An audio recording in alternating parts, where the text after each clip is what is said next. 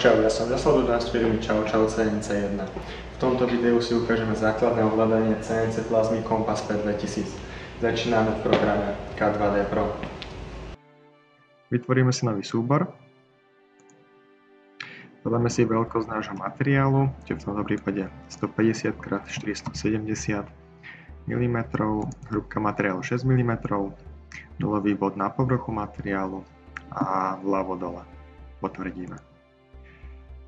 Teraz si nakreslíme jednoduchý výrobok, čiže nakreslíme si nejaký štvorec s veľkosťou 100 x 100 mm. Do stredu dáme otvor, kružnicu, stred kružnice 50-50 mm a priemer kružnice tiež dáme 50 mm vytvoriť. Keď máme náš objekt nakreslený, výrobok, tak si ho označíme a na pravej strane v dráhach nástrojov vytvoríme dráhu nástroja profilovanie.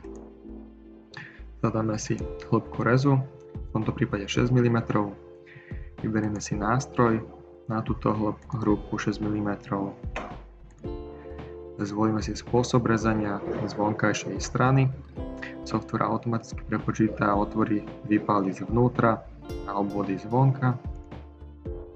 Môžeme pridať nájazd alebo vodítko, priamy nájazd, uhol 90 stupňov, dĺžka nájazdu 3 mm, v prípade potreby môžeme pridať aj výjazd a vypočítať.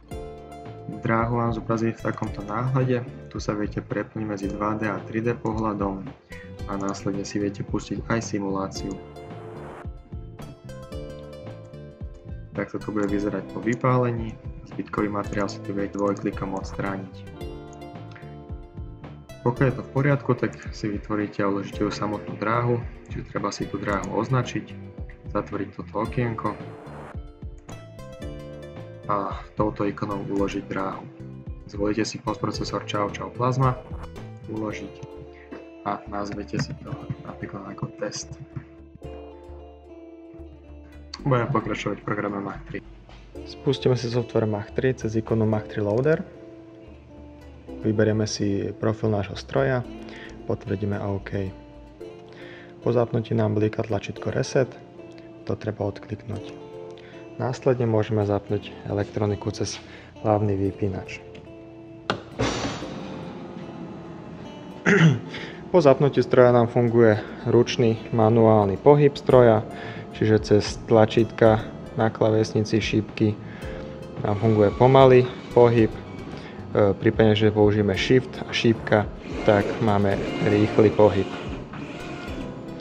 Tlačítkami Page Up a Page Down je pohyb zetovej osy hore-dole. Takisto so Shiftom alebo bez Shiftu. Týmto ručným pohybom si nastavíme nulový bod. Napríklad takto. Zetovú os netreba nastavovať presne, pretože stroj si odmeria výšku pred každým zápalom. Vynulujeme si súradnice X, Y, Z. Otvoríme si G-code cez tlačítko Load G-code.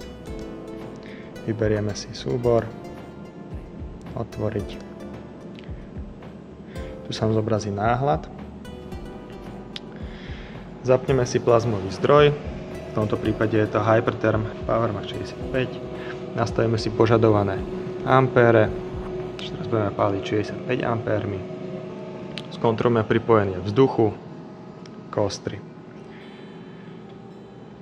Zapneme program cez cykla Štart a stroj nám vyrobí náš výrobok.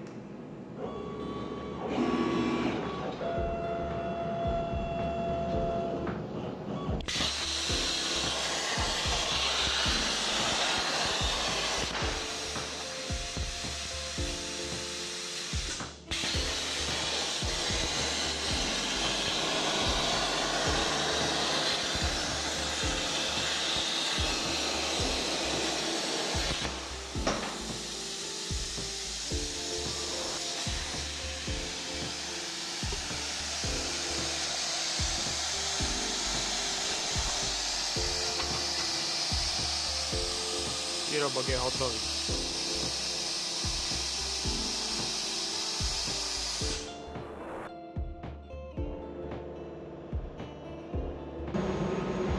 V ďalších videách si podrobnejšie ukážeme prácu s softverom CAM 2D Pro, Mach 3, nastavenie THC a plazmového zdroja.